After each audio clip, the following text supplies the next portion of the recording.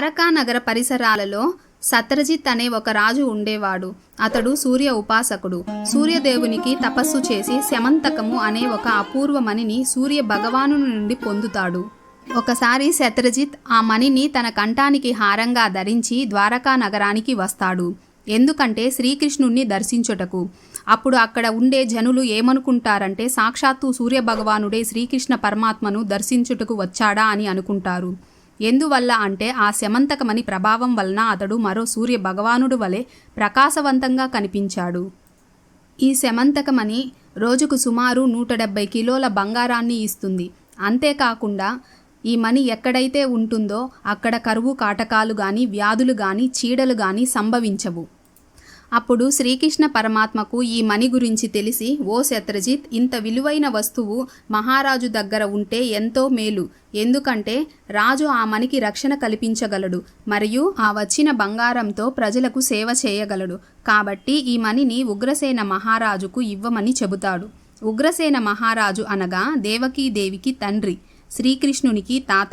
ఉగ్రసేన మహారాజు అనేక రాజవంశముల వారికి ప్రభువు.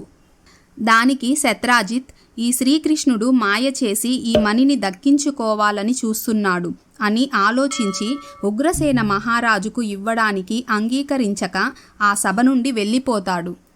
ఇది ఇలా ఉండగా కొన్ని రోజులకి శత్రాజిత్కు ప్రసేనుడు అనే సోదరుడున్నాడు. అతడు ఒకసారి గర్వముతో మణిని కంఠాహారంగా ధరించి వేటకు వెళతాడు. కొన్ని రోజులు గడుస్తాయి. అయినా అతడు తిరిగి ఇంటికి రాడు. దాంతో శత్రాజిత్, ఈ శ్రీకృష్ణుడికి మణి అడిగినప్పుడు నేను ఇవ్వలేదు, దానికోసమని నా తమ్ముడు ప్రసేనుణ్ణి చంపి మణిని దొంగలించి ఉంటాడు అని సభలోకి వెళ్ళి పరమాత్మ మీద నిందలు వేస్తాడు. తనపై నిందలు మోపుట శ్రీకృష్ణుడికి ఇష్టం లేక శ్రీకృష్ణ పరమాత్మ ద్వారకాపుర ప్రముఖులతో సహా శ్రీకృష్ణుడు శత్రాజిత్ సోదరుడు అయిన ప్రసేనుణ్ణి అన్వేషిస్తూ అడవిలకు వెళ్ళారు. అడవిలో వెతకగా ఒక దగ్గర ప్రసేనుడి శవం కనబడుతుంది. ఏదో ఒక క్రూరముఖం తనని చంపిన ఆనవాళ్లు ఉన్నాయి. కొంచెం ముందుకు వెళ్ళి చూస్తే సింహం పాదాల గుర్తులు కనిపించాయి. శ్రీకృష్ణ పరమాత్మ మరియు ఆయనతో పాటు వచ్చిన కొంతమంది ద్వారకా జనులు ఆ పాదాల గుర్తులు అనుసరించి వెళ్ళగా కొంత దూరంలో సింహం చనిపోయి ఉంటుంది. అక్కడి నుంచి కొంత దూరంలో సింహం కంటే పెద్ద పాదాల గుర్తులు ఉంటాయి. బహుశా ఏదో పెద్ద జంతువు సింహాన్ని చంపి ఆ మణిని తీసుకువెళ్ళి ఉంటుంది అని ఆ పాదాల గుర్తులని అనుసరిస్తూ వెళుతారు. ఆ పాదాలు సింహం కంటే పెద్దవిగా భల్లూకా జాతికి చెందిన పాదాల గుర్తుగా ఉంటుంది. చివరికి ఆ పాదాల గుర్తులు ఒక భయంకరమైన గృహకి దారి తీస్తుంది.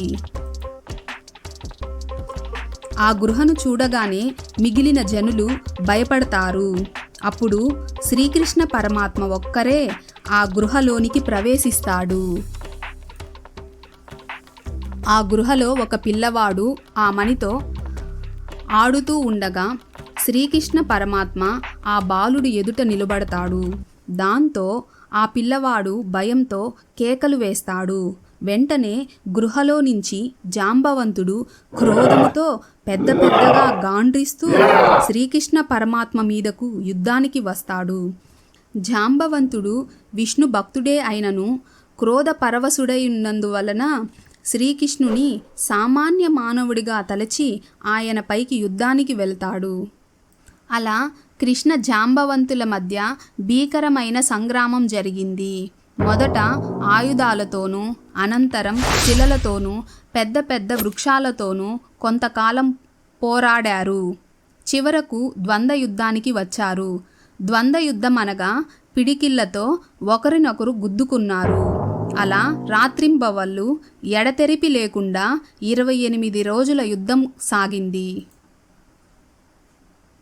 జాంబవంతుడు అత్యంత బలశాలి అయినను క్షణక్షణమున ఆయన యొక్క శక్తి క్షీణిస్తూ వచ్చింది. దానితో ఆయన యుద్ధం చేయలేక ఆయన శరీరము వణుకసాగింది. అది గమనించిన దేవదేవుడు జాంబవంతుని భుజాన్ని తట్టి, నీకు ఏ ఆపద లేదు అని అభయమిచ్చారు. దానితో జాంబవంతునికి ఒక స్ఫురణ కలిగింది.